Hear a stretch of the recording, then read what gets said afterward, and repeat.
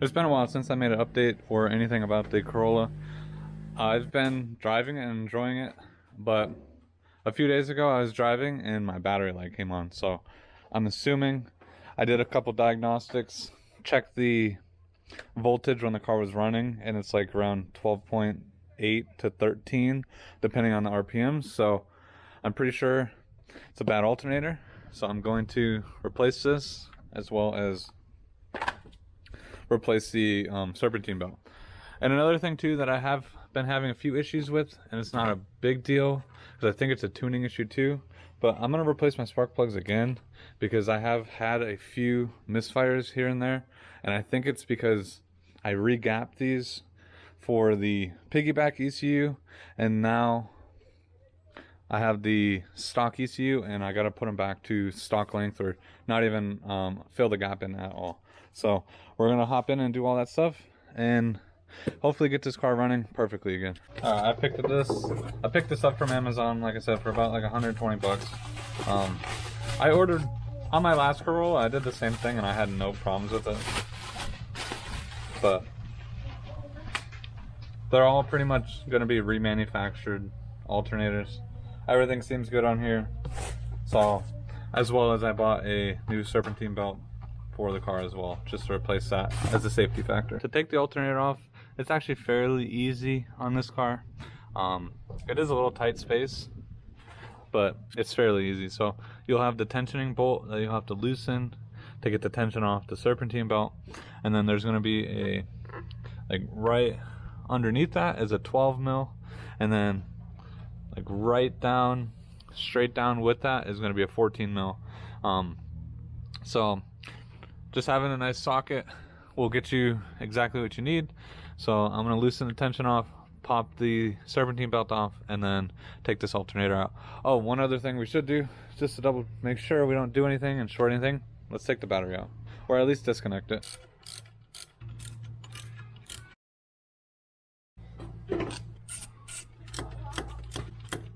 Alright, so I got the old one out. This bolt right here definitely took me a little while. There's not a lot of room in here to twist it, so that did take me a good 5-10 minutes just to get this bolt out.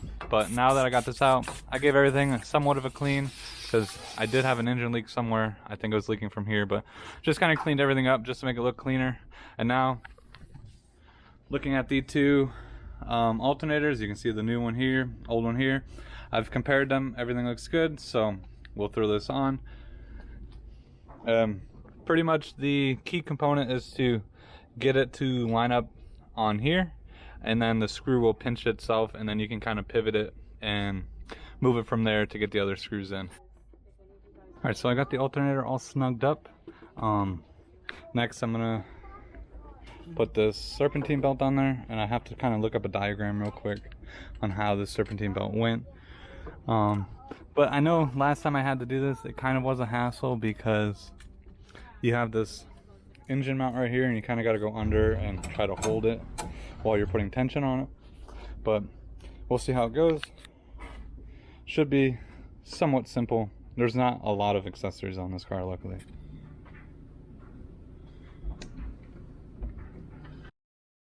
Got the alternator all on, tensioned up pretty good.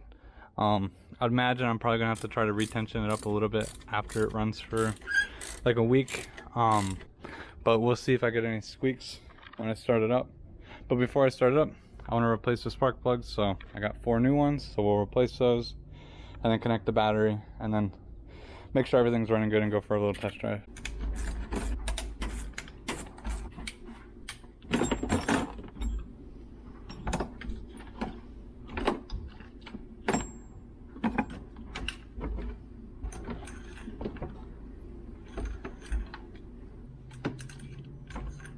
So I got all 4 spark plugs and they all look pretty good. I mean, they look like normal wear on a spark plug. So, but the only reason I'm changing these, I mean, because these are practically brand new when I put the turbo on, so they only have like 2,000-3,000 miles. But I did try to re-gap them for the tune, the base tune for the turbo. They recommended you go to like 28, 30 or something like that. And now that I'm tuned on the factory ECU, I have to go back to the factory spec of the spark plug, which is I think 40 or something like that. So I could try to re-gap these, but I'll most likely break the tip on these if I haven't already trying to re-gap them. So, but I'm just gonna put in 4 new ones. Shouldn't be a problem. But honestly, I don't think this is really the big misfiring problem. I think I have some bad coil packs, which I did order, but they haven't came in yet. So I'm just gonna replace those when I receive them. But for now, I got the spark plug, so I'm just gonna change these out, and hopefully the car will, I mean, like I said, it doesn't run bad at all, but under, like, if I stomp on the gas, like, the car bogs down a little bit, and I don't know if it has anything to do with the spark plugs or if it's just tuning related, but hopefully this will fix a little bit, and then the new coil packs will help any other misfiring that I'm getting. So it's just when I read the codes on the car, I do have a, like, pretty much cylinder 1, 2, 3, and 4 are all misfiring. They're not active codes, but they were pass codes. The only thing that I have active is a multiple misfire, so it is still misfiring on a few cylinders. So I just don't know which ones it is. But hopefully new spark plugs and new coil packs will fix all the problems.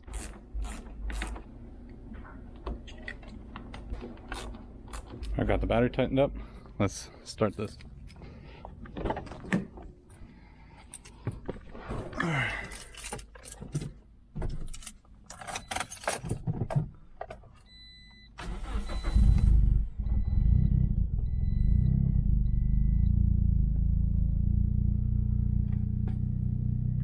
Alright, I don't have a battery light anymore.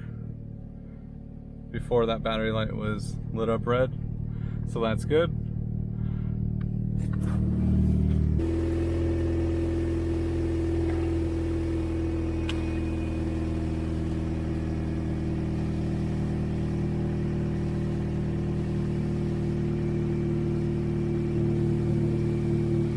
Alright, so I'm gonna run the check engine lights, see if anything pops up, as well as check the battery voltage and see what it's running at now. Because when I checked this the other day, I was running, when the car was running, I was running at like 12.8 to like 13.2, depending on the throttle, the RPMs. So we'll just see if it's reading closer to like 14 to 15, somewhere around there. So I'm not sure what this code is. It's part of the ABS module. I'll have to take a look at it and see what it could be causing, but I don't think it's that big of a deal because there's no lights on the dash. But we'll definitely take a look.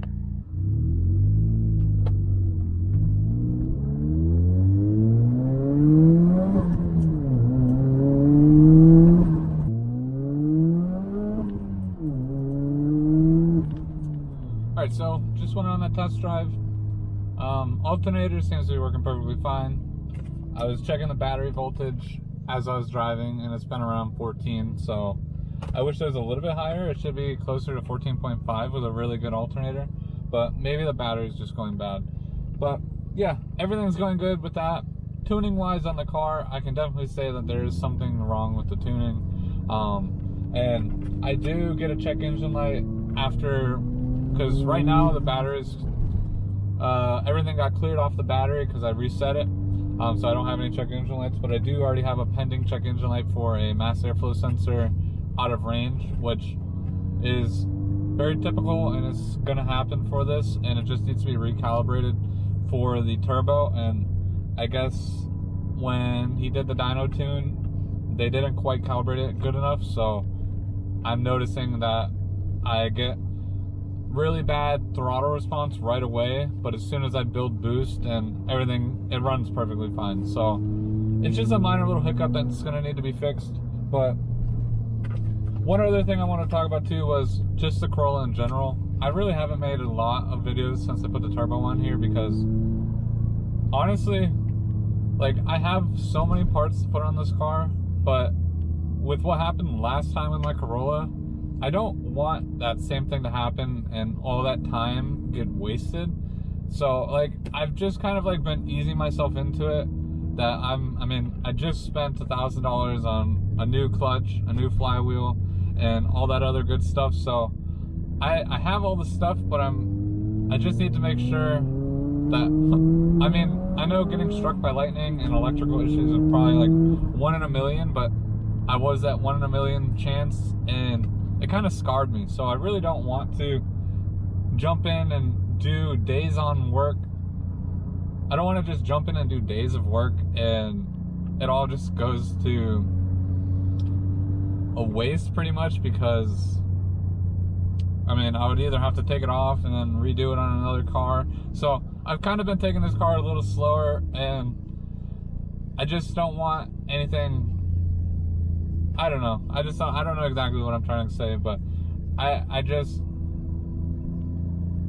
don't want this car to end like my last car pretty much. So, but with all that being said though, I do have so many other parts for this car. I want to get it back on the dyno. I want to get it tuned way better. I want to make a little bit more power. I'm thinking around the 250 to the wheels. That seems to be a healthy number for this car, without pushing it to its limit. So, but yeah. So with all that being said, thank you guys so much for watching.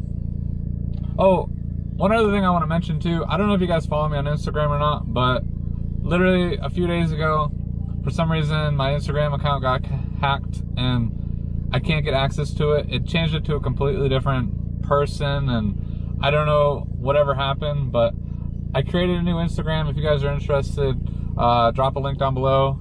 Follow me. I'll be posting some more stuff there too. So, but with all that being said, thank you guys so much for watching. If you guys are new, don't forget to smash that like button, subscribe to the channel, and I'll see you guys next time.